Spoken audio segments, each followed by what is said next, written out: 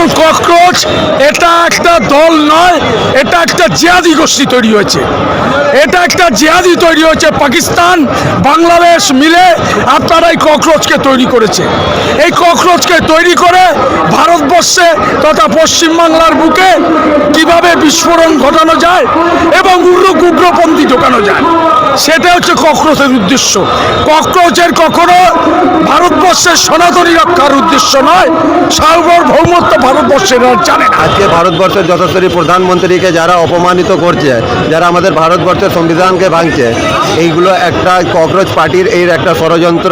ওদের জন্য আমাদের ধর্মেন্দ্র প্রধান ইস্তফা দিয়েছে, কারণ সবার ওই এর মোহমায়া থাকে, ওই পদের মোহমায়া থাকে, কিন্তু ধর্মেন্দ্র প্রধানের পদের মোহমায়া নেই, তাই উনি ত্যাগ দিয়েছেন। উনি ন্যায্য কাজ করেছেন। এটা সিজেপির জয় নয়। আর সেই জন্যই পাঞ্জাবের মুখ্যমন্ত্রী রেজিগনেশন দিতে পারছে না, যেটা আমরা চাই। কর্ণাটকের মুখ্যমন্ত্রী, পাঞ্জাবের মুখ্যমন্ত্রী রেজিগনেশন আমরা চাই। আমরা পদের মোহমায়া নিয়ে সবাই বসে থাকে, কিন্তু ধর্মেন্দ্র প্রধান বিজেপির কোনো কার্যকর্তা পদের মোহমায়া নেই, টাকার জন্য কেউ করে না পার্টি।